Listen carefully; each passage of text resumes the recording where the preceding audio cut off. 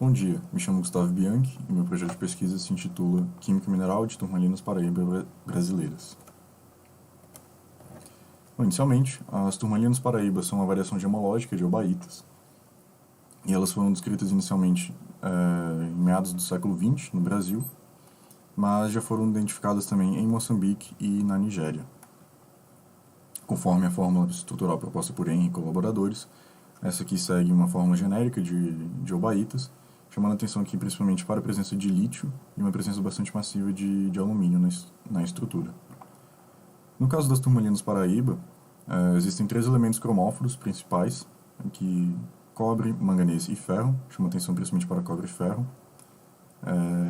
em especial para cobre, por ser um elemento pouco comum na estrutura de elementos silicáticos, de minerais silicáticos. E em função do alto valor monetário dessas turmalinas, muitas vezes superando o valor de quilate de diamantes, elas são objeto de constante falsificação. Com isso, nossa pesquisa objetivou criar uma caracterização química dessas turmalinas para gerar um arcabouço teórico e de fácil reprodução que pudesse servir como base para a discriminação eficaz e rápida entre turmalinas paraíba verdadeiras e turmalinas falsificadas.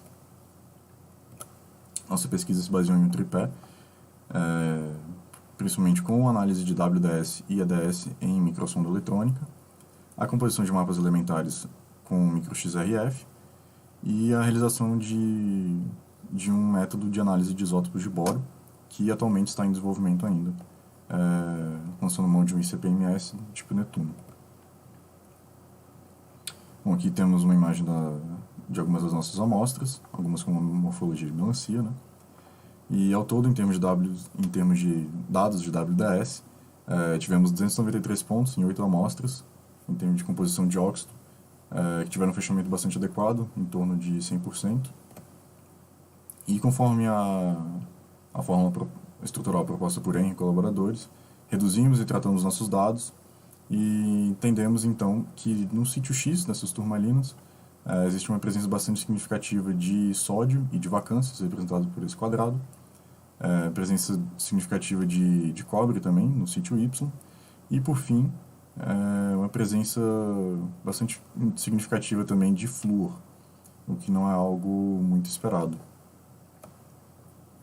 Tratando agora de gráficos de dispersão de alguns elementos, aqui chama atenção principalmente para o primeiro, de cobre e ferro, onde observamos uma distribuição bastante antagônica entre esses dois elementos, onde há concentrações maiores de cobre, há quase nada de ferro e vice-versa. Em termos de ferro e titânio, existe um pequeno atrelamento entre esses dois elementos, um atrelamento positivo, né? E o que não ocorre, por exemplo, quando observamos a distribuição entre cobre e manganês. Não existe nenhuma distribuição de significado geológico aqui. O que deixa de acontecer em menor grau ao se tratar de ferro e manganês. Então, um pequeno atrelamento desses dois elementos. Em termos de EDS, aqui em A, temos alguns tiros nessas regiões mais claras, que representam picos em estanho, ou seja, se trata de inclusão de casterita no interior dessas turmalinas, o que também ocorre aqui em B, onde essa região mais clara representa feldspato potássico, também uma inclusão mineral no interior dessas turmalinas. E aí, por fim, temos aqui nossos mapas elementares. Aqui em A, o primeiro deles, em magenta, a gente observa a presença de cobre, e nas bordas em ciano, a presença de ferro. E aqui, como a gente pode observar, essa distribuição fica bastante clara, né? Tanto nos mapas quanto no tratamento de WDS, com essa morfologia de turmalina que observamos na primeira imagem, de maneira que o cobre tende a se concentrar nos núcleos e o ferro nas bordas. Aqui em B, a gente observa mais ou menos esse mesmo comportamento, só que agora tratando de manganês, ou seja, o manganês está mais atrelado à presença não de ferro, e que, principalmente nas bordas do cristal. Em C, temos o mesmo comportamento, dessa vez com titânio, ou seja, o titânio tem um atrelamento um pouco mais intenso com ferro e tende a se concentrar nas regiões onde esse elemento está mais presente.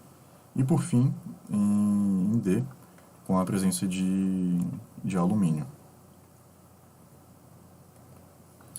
Entendemos, enfim, que as turmalinas paraíbas brasileiras se tratam de fluorobaitas e apresentam inclusões minerais no caso de casterita e feldspato potássio e apresentam uma distribuição antagônica entre cobre e ferro.